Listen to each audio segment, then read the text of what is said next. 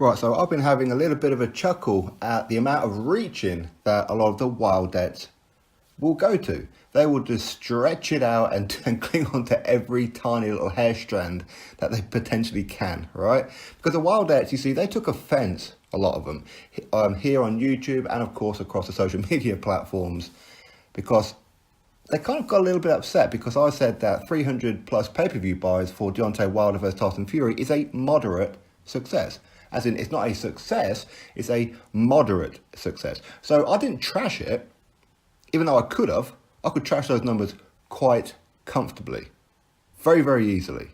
And, oh yeah, by the way, thanks very much, Ethan, for letting me know. Obviously, I can't see these on social media myself because Deontay Wilder has put a little block on me for some reason. Oh dear. Wilder, please stop crying. Okay, please stop crying. So anyway, a lot of the Wildettes, they say that these figures, 300 plus thousand, estimated of course, for Deontay Wilder versus Tyson Fury, proves that Deontay Wilder is in fact a pay-per-view star and Joshua should offer 50-50 for a fight between them two. Because he showed he's a drawing power. Now, what they're talking about is 300,000 plus, potentially even, because we still don't know the exact figures, but they're estimating 320,000. I think that they're estimating for Showtime, digital platforms such as PlayStation and cinema. Okay, of course, this doesn't include the BT, different country, right? So 300,000 is a moderate success. That's what I said, and they're unhappy about it. So, and the reason that they're saying 50-50 is because of the price difference between the US and the UK. Okay, so 300,000 pay-per-view buys would equivalent to 900,000 in the UK. Why? Because the price in the US at $75 is 3 times more expensive than it is here in the UK. Because here in the UK, you're talking 25, 26, maybe $27 if we were to convert £21. Okay, so 3 times the amount in America. Okay, so 300,000 must equate to 900,000 here in the UK. Okay, but bear in mind 300,000 for the supposed biggest fight in boxing between the undefeated WBC heavyweight champion of the world and the lineal heavyweight champion of the world.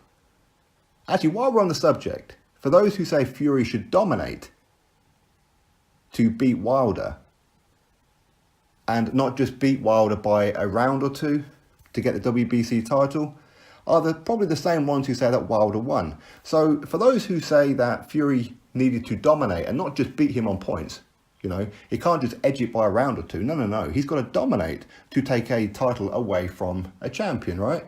So, yeah, you say Wilder won that fight. So if did Wilder dominate Fury to get his lineal? As that's the so-called #1 title, right? Lineal means that you are #1. So is Fury still the best heavyweight in boxing? As the Wilder fans were using this on the build-up, right? They were saying that this is the best versus the best. This is lineal. Tyson Fury is the #1 heavyweight in the world. Why did they say that? Because they felt that Tyson Fury was an easy cherry pick. Because he wasn't ready. That's why, because they wanted to bestow upon Deontay Wilder lineal. He's the best. So now that Deontay Wilder does not have lineal and Tyson Fury still has it, does that mean that you guys say that Tyson Fury is #1? Yes? So you have to, right? If that was your build-up, then you have to say Tyson Fury is still #1. Even though the rest of the world knows that Tyson Fury won that fight and he is effectively the WBC heavyweight champion of the world, Deontay Wilder is a paper champion. So for those of you, channels and people online who said that lineal means Tyson Fury is #1, just because you thought that Deontay Wilder was going to school him, right, and knock him spark out, then does that mean that Tyson Fury is still lineal? So therefore he's still #1 in the world.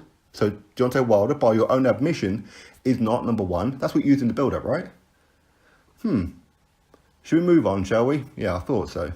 Anyway, so Deontay Wilder versus Tyson Fury at 300,000 pay-per-view buys means that Deontay Wilder is a pay-per-view star. Yet, as I said, it's 3 times the price of what it is in the UK.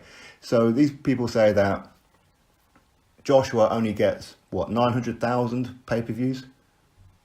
So Joshua to get 900,000 pay-per-views is equivalent to Wilder getting 300,000, correct? Yes?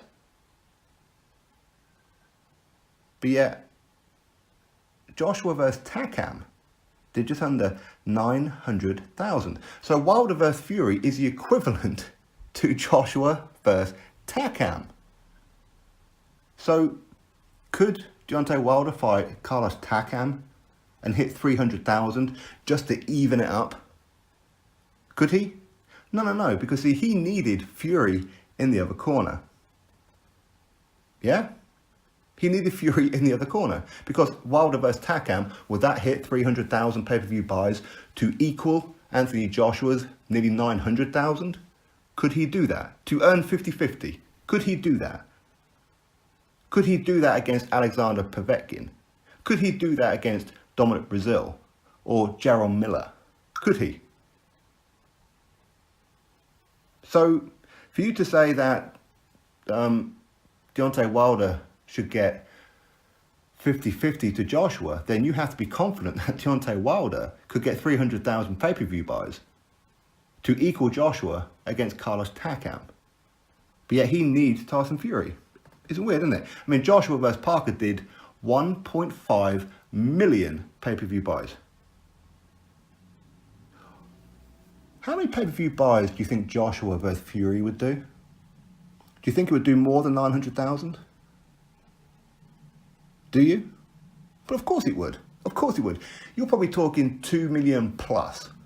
Okay? But yet, this clown could only do 300,000. Yet most of it was hyped up on Fury. Fury was the name. He was the one carrying the event, not Wilder. So as I said, Joshua vs. Takam did 900,000 pay-per-view buys, which is the equivalent to Wilder vs. Fury at 300,000 pay-per-view buys. It's the equivalent. That's what it is. Yeah, Joshua vs. Parker did 1.5 million pay-per-view buys. Joshua vs. Klitschko did even more. Joshua vs. Fury would do a hell of a lot more. Because Tyson Fury carries the same kind of weight in America as what Joshua does, doesn't he? So therefore, Joshua versus Wilder in America would only do 300,000 pay-per-view buys, wouldn't it? Even if he did 400,000 for Tyson Fury, for example, if that's what the final figures came in at, it's still nowhere near what Joshua does. So Wilder needed Fury to hit 300,000 pay-per-view buys. As I said, could Wilder do that against Carlos Takam just to balance it up? Of course he couldn't. So does he really deserve 50-50? You've got to be on some kind of other planet to think so. Now, bearing in mind, not only could he not hit 300,000 pay-per-view buys against Carlos Takam, but he only has one title. Okay, he's paper champion and Tyson Fury should have it, but still, he's still only got one title. Joshua has 3 titles. Now, imagine the pay-per-view buys of Joshua versus Fury, as I said. Do you really think that for Wilder to deserve 50-50, Joshua versus Fury would only do 900,000 pay-per-view buys here in the UK? Do you really believe that?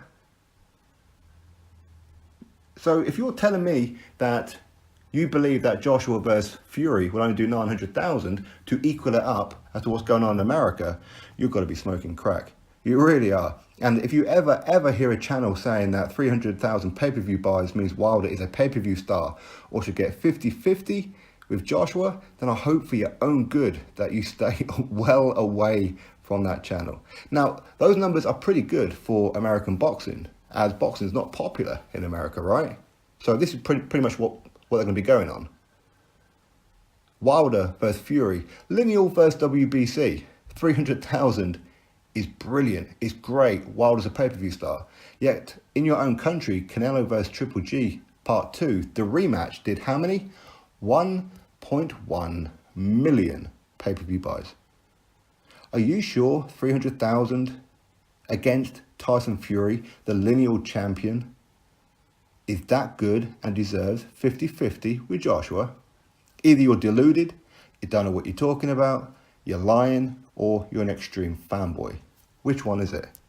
Listen, 300,000 pay-per-view buys for the so-called biggest fight in heavyweight boxing history, some people are calling it. Number 1 versus number 2 in the world, people are calling it. So first of all, as I said, Tyson Fury still has the lineal. So are you guys saying that Tyson Fury is still number 1 in the world? We all know that Deontay Wilder should not have that WBC heavyweight title. We know that. Many experts out there have said it. Deontay Wilder's own friends have said it, like Lennox Lewis, Paulie Malignaggi, and so on and so on and so on. That this was a blatant robbery. Blatant robbery. Andre Ward, all the people that you guys loved, have said Wilder should not be the WBC heavyweight champion. And yet you guys want to say that 300,000 pay-per-view buys makes him a pay-per-view star?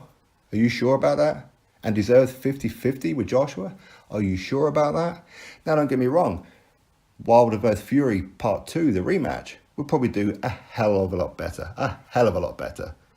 But we all know that Tyson Fury that fought Deontay Wilder is not the best version of Tyson Fury. It really isn't. The rematch, you may well see it.